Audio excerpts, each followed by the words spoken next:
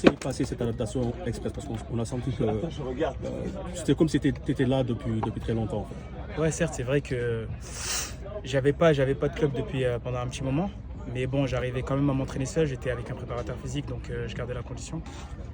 Après, donc quand je suis arrivé ici, c'est vrai que j'étais pas tout à fait prêt. Mais bon, avec les entraînements, vu l'intensité des entraînements, j'ai pu prendre le rythme assez rapidement. Et puis après, voilà. Après, physiquement, voilà, comme j'ai dit, je m'étais bien entraîné. Donc c'est pour ça que j'étais un peu prêt. Alors, qu'est-ce qui explique le choix de Lens, surtout que vous avez signé à la fin du mercato? Ouais. En plus, au début, votre nom a circulé un tout petit peu au niveau de l'Arabie Saoudite, de la Turquie. Donc, pourquoi avoir signé à Lens à la fin du mercato en tant qu'agent libre? Ouais, parce qu'aussi, j'arrive aussi à un moment de ma carrière où il faut que je fasse les bons choix. Il ne fallait pas que je fasse n'importe quoi. J'ai voulu prendre mon temps. Après, Lens est arrivé. J'ai bien échangé avec les dirigeants et avec le coach. Et puis après, j'ai accroché directement. Et puis mon choix, c'était de suite clair quand je suis rentré en contact avec eux. Donc voilà pourquoi j'ai choisi Lens. Et aussi les ambitions du club. Et voilà, ça joue la Ligue des Champions. C'est un très bon club. Ça fait une très belle saison. Donc voilà pourquoi j'ai intégré ce club. C'est la question que j'allais poser. Hein. Alors, j'ai enchaîné. Nampalys, vous n'aviez pas été convoqué à au dernier match contre l'Algérie. Ouais. Et le coach a fait appel à vous pour cette rencontre contre le Cameroun. Alors quel effet cela fait? Comment est-ce que vous avez vécu cela? Le fait de ne pas être appelé? Non, le fait d'être rappelé. Pour moi, c'est une fierté et toujours un plaisir de revenir ici avec mes frères. Voilà, on s'entend tellement bien que chaque fois qu'on se retrouve, on est heureux d'être ensemble. Et puis voilà, de représenter le Sénégal, c'est une énorme fierté pour moi. Donc toujours un plaisir d'être là. Le Sénégal sort d'une défaite contre l'Algérie. Est-ce que ce match face au Cameroun ne va pas rajouter une pression supplémentaire sur vos épaules? Pression, je pense qu'on a un groupe qui supporte bien la pression. Voilà, on est des joueurs accomplis et aussi assez sereins au niveau de notre football. Donc voilà, je pense qu'il ne faut pas s'affoler, rester calme, rester concentré sur notre but. Voilà, qui est la CAN, bien se préparer pour la CAN. Et voilà, là on va bien se préparer toute la semaine pour faire une belle performance face au Cameroun. Et voilà, je pense qu'il n'y a pas de pression à avoir.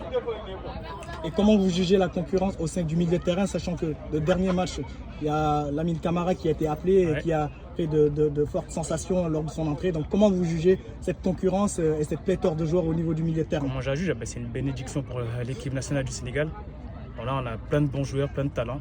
Et puis voilà, on est chanceux d'avoir autant de talent à tous les postes. Donc je dirais que c'est une bénédiction.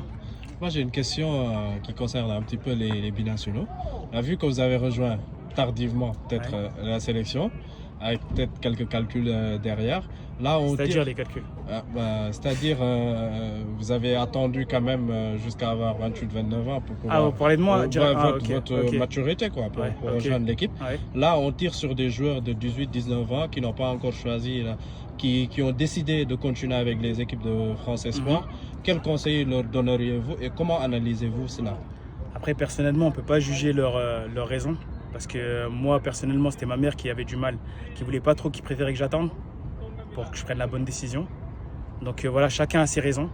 Donc personnellement, je ne suis pas à leur place, donc je ne peux pas parler pour eux. Mais c'est dur de tirer des conclusions sur des décisions alors qu'on ne sait pas vraiment ce qui se passe. Donc je pense qu'il faut être patient à ce niveau-là et attendre leur communiqué. Le Cameroun nous a souvent posé problème. En 92, il nous avait éliminé en quart de finale. En 2002, il nous avait privé de la finale. Et en 2017, il nous avait éliminés en quart de finale. Comment comptez-vous laver ces affaires? On sait que le Cameroun, c'est une grande nation africaine de football. Après, nous aussi, on l'est. Donc, après, nous, on ne pense pas à ce qui s'est passé avant. On est focalisé sur le futur. Donc voilà, on va bien préparer notre match et puis il faut qu'on soit conscient de nos qualités. Merci.